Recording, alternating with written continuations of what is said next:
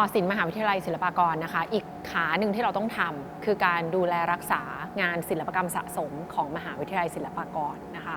งานศิลปกรรมสะสมเนี่ยมันจะมาจากงานประกวดศิลปกรรมระดับชาติ2เวทีใหญ่ซึ่งมหาวิทยาลัยดูแลนะคะก็คือการแสดงศิลปกรรมแห่งชาติและการแสดงศิลปกรรมร่วมสมัยของศิลปินรุ่นเยาว์การดูแลผลงานสะสมเนี่ยมันเพิ่มจำนวนขึ้นมาทุกปีมีผลงานที่เราต้องเก็บรักษาเนี่ยเกือบ 1,000 ชิ้นนะคะทีนี้ตอนที่เข้ามาเป็นผู้อำนวยการเนี่ยสิ่งที่เราพบปัญหาเลยเนี่ยจริงๆมันมีปัญหาหลายเรื่องมากนะคะคือบางอย่างเนี่ยมันจะเป็นลักษณะของข้อจำกัดมากกว่านะคะอย่างที่หนึ่งเลยก็คือผลงานจำนวนมากมายไปหมดเนี่ยมันไม่มีที่เก็บที่เป็นลักษณะของ storage นะคะเพราะว่ามหาวิทยาลัยไม่เคยมีการสร้างพื้นที่เก็บงานแบบนั้นไว้2ก็คือผลงานจำเป็นจะต้องเก็บไว้ที่วิทยาเขตพระราชวังสนามจันทร์ซึ่งเรามีพื้นที่ที่เรียกว่าหอศิลป์สนามจันทร์ตั้งอยู่นะคะแต่พื้นที่หอศิลป์สนามจันทร์เนี่ยถูกสร้างและออกแบบในลักษณะของหอศิลป์เพื่อที่จะต้องการเอาไว้เป็นที่แสดงงานหมุนเวียนนะคะดังนั้นเนี่ยมันไม่เคยถูกคิดตั้งแต่ต้นว่าจะต้องมีพื้นที่เก็บงานเป็นหลักเพราะว่าไม่ได้เป็นพื้นที่สำหรับงานคลังสะสมนะคะแล้วก็3ก็คือข้อจำกัดในแง่ของการจัดการเจ้าหน้าที่ของเราซึ่งมีจำนวนไม่มากนะคะประกอบกับงบประมาณที่มันไม่ได้มีงบประมาณมากพอในการจัดการกับระบบคลังนะคะทีนี้เนี่ยข้อจำกัดต่างๆกับปัญหาที่ผลงานเหล่านี้มันไม่ได้ถูกจัดการในระบบของคลังสะสมที่มีประสิทธิภาพแต่แรกนะคะเราก็เลยมานั่งคิดว่าเราควรที่จะต้องทำยังไงกับผลงานเหล่านี้ซึ่งเราต้องดูแลนะคะแล้วก็ในการดูแลเนี่ยมันไม่ใช่แค่ดูแลเก็บเฉยๆแต่จะทำให้มันเกิดประโยชน์สูงสุดก็คือมันต้องเผยแพร่ด้วยก็เลยได้นำแนวคิดที่เรียกว่าเป็นการจัดการแบบคลังสะสมแบบเปิดเอามาใช้นะคะก็คือใช้พื้นที่ของหอศิลป์สนามจันทร์นี่แหละซึ่งเรามีพื้นที่อยู่แล้วเราก็พลิกตัวพื้นที่นี้ให้เกิดประโยชน์ที่สุดในขณะที่เราไม่ได้มี storage เอาไว้เก็บเฉยๆนะคะก็เลยเป็นที่มาของการชำระผลงานทั้งหมดที่มีแล้วก็เริ่มทำตั้งแต่1 2 3ไล่ระบบไปเรื่อยๆค่ะแล้วก็ออกมาเป็นลักษณะของการจัดเก็บแบบที่เรียกว่าคลังสะสมแบบเปิดนะคะโดยการทำงานเนี่ยเราจะเริ่มต้นตั้งแต่แรกเลยก็คือการรวบรวมผลงานทั้งหมดที่เป็นผลงานในคลังสะสมจริงๆกลับมารวมศูนย์อยู่ที่นี่นะคะเช็คทะเบียนให้ทะเบียนนี้มีความอัปเดตที่สุดเห็นผลงานจริงว่าผลงานชิ้นไหนอยู่กับเราชิ้นไหนไม่อยู่กับเรานะคะแล้วก็อะไรที่ไม่ใช่งานสะสมของมหาวิทยาลัยเช่นมาจากการยืมมาจากงานประกวดอื่นก็คือจัดการคืนให้หมดดังนั้นการทำอย่างเงี้ยมันจะตัดผลงานไปได้ในระดับที่1เพื่อให้เห็นผลงานจริงที่เราต้องดูแลว่ามีจำนวนกี่ชิ้นจริงๆนะคะแล้ว2เลยก็คือเนื่องจากพื้นที่ที่ต้องเก็บซึ่งอยู่ในหอศิลป์สนามจันทร์แน่นอนว่ามันไม่มี storage นะคะดังนั้นเราต้องยอมที่จะใช้พื้นที่ที่เป็นแกลเลอรี่ในการพลิกให้พื้นที่นี้กลายเป็นพื้นที่จัดแสดงขึ้นมาโดยระบบแนวคิดที่เรียกว่าคลังสะสมแบบเปิดเนี่ยก็เลยถูกนำมาใช้นะคะก็คือการใช้พื้นที่ที่มันกึ่งแสดงกึ่งจัดเก็บอยู่ในพื้นที่เดียวกันนะคะเราก็พลิกพื้นที่เลยโดยการเอาผนังลอยทั้งหมดเนี่ยมากั้นมาวางตามพื้นที่ทั้งหมดนะคะที่มีก็ลักษณะจะเหมือนเวลาเราจัดนิทรรศการเพียงแต่ผลงานทั้งหมดที่เป็น2มิติที่เรานำแขวนขึ้นผนังเนี่ยมันจะถูกแขวนขึ้นโดยที่ไม่มีระบบการจัดแสดงมาควบคุมแปลว่าผนังตรงไหนว่างจะถูกเอาผลงานเนี่ยขึ้นแขวนทันทีการทำอย่างนี้เนี่ยอย่างหนึ่งเลยก็คือมันจะเป็นการรักษาสภาพผลงานนะคะทำให้ผลงานเนี่ยมันไม่ต้องถูกเก็บแล้วก็ห่อบรรจุภัณฑ์ทิ้งไว้มันจะทำให้อากาศเนี่ยถ่ายเทในผลงานแต่ละชิ้นมีการจับต้องผลงานให้น้อยที่สุดนะคะแล้วสิ่งที่ตามมาเนี่ยมันได้ประโยชน์หลายทางมากๆอย่างหนึ่งเลยก็คือตอบกลับไปที่ข้อจำกัดของเราในแง่ของบุคลากรที่เรามีน้อยนะคะแล้วก็มีจำกัดแปลว่าการจัดการระบบคลังแบบนี้จะทำให้เราสามารถเห็นได้ว่าผลงานแต่ละชิ้นอยู่ตรงไหนนะคะเมื่อมีการย้ายผลงานออกจากบริเวณนั้นเราจะรู้ว่าผลงานชิ้นไหนหายไปผลงานจะถูกนำไปถ่ายภาพนำไปซ่อมมันจะเห็นหมดเลยนะคะจนไปถึงการเห็นสภาพของผลงานจริงๆทุกชิ้นกับตาอีกสิ่งหนึ่งที่ตามมาก็คือมันกลับไปสู่ความตั้งใจตอนแรกเลยว่าในขณะที่หอศิลป์เนี่ยมี พันธกิจในการที่เราอยากจะเป็นแหล่งเรียนรู้จริงเราอยากเป็นพื้นที่ที่ให้คนต่างๆเข้ามาเรียนรู้นอกจากตัววังท่าพระที่เป็นแกลเลอรี่แล้วคลังสะสมเราก็คิดว่าการเก็บเฉยๆแม้จะมีพื้นที่ storage เนี่ยมันก็ไม่ได้บรรลุจุดประสงค์เหล่านั้นเพราะว่ามันไม่ได้เผยแพร่การเผยแพร่ผลงานเนี่ยมีความสำคัญสำหรับเรามากนะคะการจัดการแบบคลังสะสมแบบเปิดก็เลยถูกนำมาใช้เพื่อทำให้คนสามารถเห็นผลงานเหล่านี้ได้สามารถเข้ามาเข้าชมได้แล้วเราก็ยังทำกิจกรรมประกอบต่างๆอย่างสม่ำเสมอได้เข้าถึงคนชมผู้ชมหลายๆกลุ่มได้ค่ะ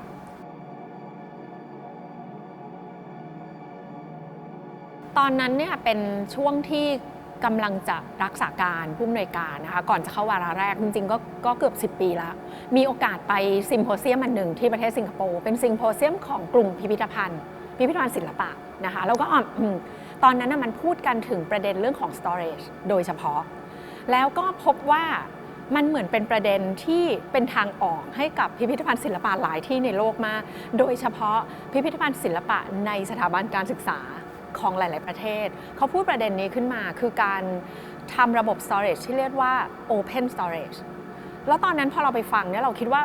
ปัญหาเขาเหมือนเราเลยคือเขาพูดเลยว่า1ก็คือเขาไม่มีงบประมาณในการสร้าง storage เพิ่มผลงานเขามีมากมายนะคะไม่มีที่เก็บเขาก็เลยพูดถึงวิธีการที่จะพลิกเอา storage เนี่ยให้คนเข้าชมได้ด้วยในขณะที่พื้นที่แกลเลอรี่จริงๆไม่พอและพื้นที่เก็บงานก็มีจำกัดนะคะตอนนั้นเนี่ยเมื่อเราไปร่วมซิมโพเซียมนั้นเราเลยเห็นว่ามันเป็นแนวคิดที่พิพิธภัณฑ์ศิลปะหลายแห่งนะคะโดยเฉพาะพิพิธภัณฑ์ศิลปะหลักๆในโลกเนี่ยทั่วโลกเลยที่เขามีข้อจำกัดทั้งในแง่ของพื้นที่แสดงและพื้นที่จัดเก็บเนี่ยเขานำมาใช้กันนะคะบางที่เนี่ยก็อาจจะนำมาใช้เป็นแค่ส่วนหนึ่งเช่นมีแค่1อาคารหรือ1ห้องนะคะแต่ก็มีบางที่ที่ใช้ทั้งพิพิธภัณฑ์เลยก็มีเราก็เลยนำแนวคิดนี้กลับมาแล้วมันก็อยู่ในช่วงต้นของการทำงานของเราพอดีที่เราต้องมาจัดการระบบคลังสะสมของมหาวิทยาลัยพอดีก็เลยคิดว่าแนวคิดนี้มันน่าที่จะนำมาใช้นะคะแล้วก็พอตอนแรกที่เอามาเริ่มใช้เนี่ยมันน่าจะเป็นเรื่องใหม่ๆเป็นเรื่องใหม่มากๆของพิพิธภัณฑ์หรือว่าหอศิลป์ที่มีคลังสะสมของประเทศไทยนะคะแล้วก็พอนำมาใช้เองเนี่ยเราก็พบว่าในแง่ของการจัดการคลังภายในเนี่ยมันมีประสิทธิภาพจริงก็จะมีผู้ชม2 กลุ่มนะคะกลุ่มที่1เนี่ยเป็นกลุ่มที่เขารู้จักผลงานอยู่แล้วรู้จักศิลปินรู้จักว่างานเวทีประกวดคืออะไรกลุ่มนี้ก็จะกลายเป็นผู้ชมที่ได้เข้ามาเพราะว่าเขาจะเห็นว่าเขาอยากมาเห็นงานจริงๆชิ้นจริงๆของศิลปินที่เขาเคยเห็นในหนังสือในห้องเรียนนะคะซึ่งก็ได้รับการตอบรับที่ดีมากนะคะแต่อีกกลุ่มที่เราคิดว่านี้มันมีความสำคัญไม่น้อยไปกว่ากันคือกลุ่มนักเรียนนักศึกษาที่ไม่เคยเห็นงานพวกนี้มาก่อนคือเป็นคนในศาสตร์อื่นเลยนะคะเช่นเป็นนักศึกษาที่เรียนคณะวิชาทางวิทยาศาสตร์อะไรพวกนี้ด้วยซ้ำนะคะหรือเป็นนักเรียนที่เป็นระดับประถมมัธยมอย่างเงี้ยได้เข้ามาดูแล้วก็ได้มาเรียนรู้ผลงานในมุมใหม่ๆที่มันมากกว่าการเรียนศิลปะค่ะการดูแลรักษาผลงานศิลปกรรมสะสมของเรานะคะเรา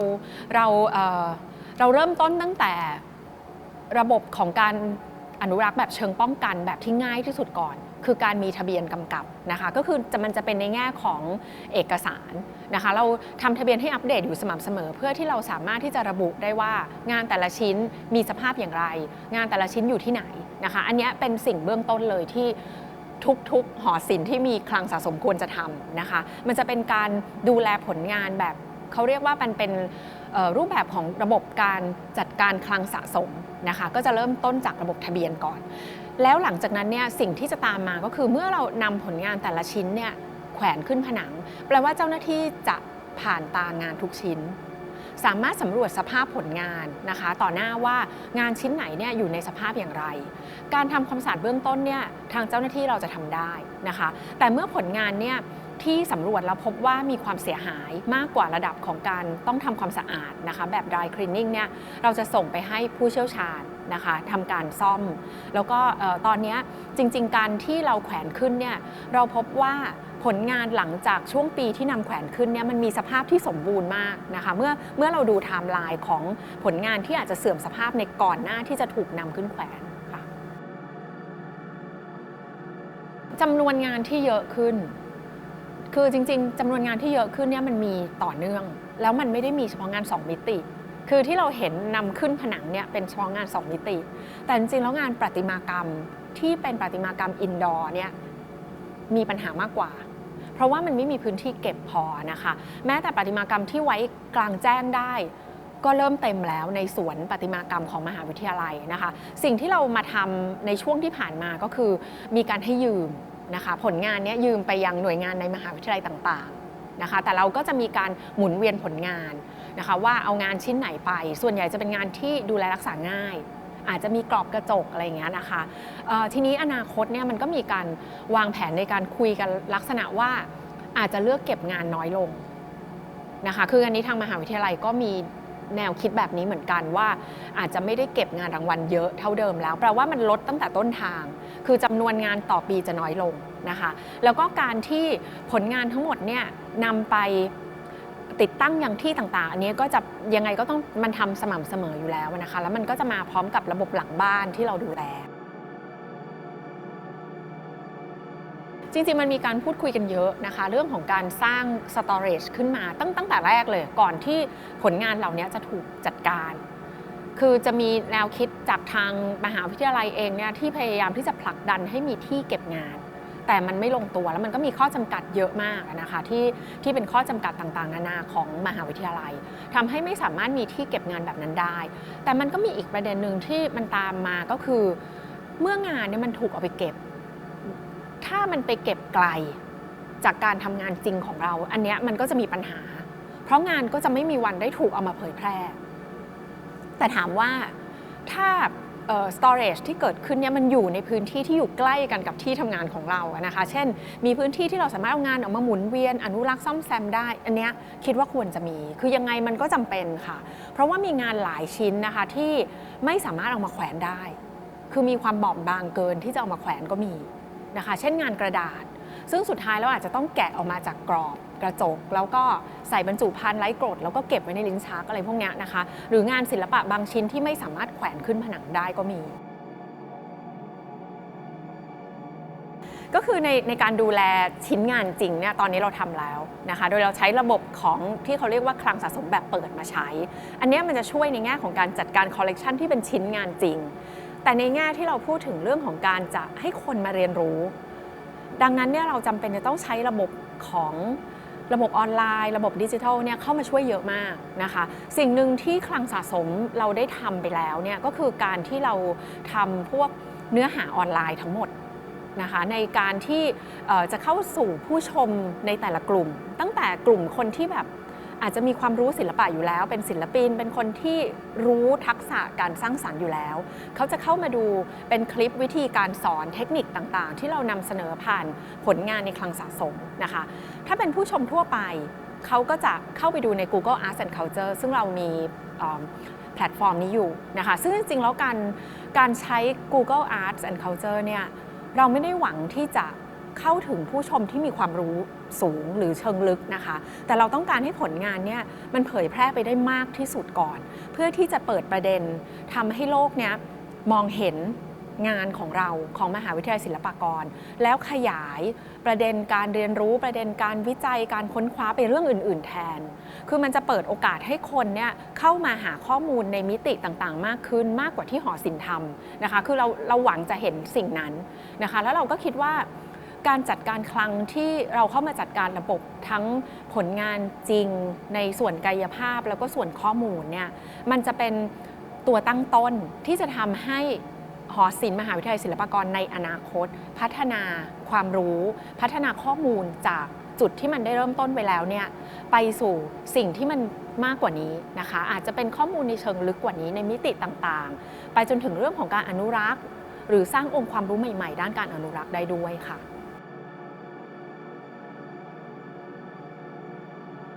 คือจริงๆแล้วถ้าถามอะค่ะระบบแบบคลังสะสมแบบเปิดแม้แต่ที่เราทำเองก็ยังเป็นเรื่องใหม่สำหรับหลายๆคนที่เดินเข้ามาแล้วมีคำถามว่าทำไมไม่จัดเป็นหมวดหมู่ทำไมไม่จัดผนังละรูปทำไมไม่เรียงตามชื่อศิลปินไม่เรียงตามสีไม่เรียงตามอะไรอย่างเงี้ย ก็คือเรื่องนี้แทบจะเป็นเรื่องที่เขาไม่เคยเห็นที่ไหนมาก่อนแล้วเขาก็คิดว่าสิ่งที่เราทำไมไม่เป็นแบบพิพิธภัณฑ์ที่เป็นเพอร์มานแนนต์แต่เราก็พยายามยืนยันว่าเราไม่ได้ทำแกลเลอรี่แสดงพิพิธภัณฑ์ศิลปะเราอันนี้คือคลังสะสมที่เราแค่มาใช้พื้นที่แกลเลอรี่แล้วก็เปิดให้คนเข้ามาชมได้มากกว่าค่ะเมื่อรวบรวมผลงานทั้งหมดนะคะสิ่งที่เจอก็คือพบว่ามันมีปัญหาจากการจัดการที่ผิดในอดีตจริงๆคือจัดการที่ผิดนั้นก็รวมถึงเรื่องของการดูแลผลงานแบบที่ผิดวิธีนะคะงานบางชิ้นก็ซ่อมมาแบบที่ทำให้สร้างความเสียหายในปัจจุบันก็มีงานหลายๆชิ้นก็ไม่ได้รับการดูแลจริงๆนะคะที่เจอในช่วงต้นๆแล้วสร้างความลำบากใจมากๆคืองานที่ไม่ใช่ของเราเยอะมากแล้วมันอยู่ปนไปหมดแล้วคิดว่าอันนี้มันเป็นเบื้องต้นเลยในการจัดการคลังสะสมเมื่อเราไม่มีการแยกประเภทว่าอะไรของเราอะไรของเขามันปนกันไปหมดแล้วทำให้เราไม่เห็นความสำคัญว่าสุดท้ายสิ่งที่เราต้องดูมันคืออะไรจริงๆระบบทะเบียนที่มันไม่สมบูรณ์เนี่ยมันเป็นต้นทางของปัญหาทั้งหมดที่ทำให้จะไปตามงานก็ไม่รู้จะไปตามจากใครอะไรอย่างเงี้ยค่ะงานหายไปก็มันก็ถูกระบุซ้ำๆว่างานอยู่แต่พอเมื่อเราสำรวจจริงเราพบว่างานมันไม่อยู่กับเรามันไปอยู่ที่ใดที่หนึ่ง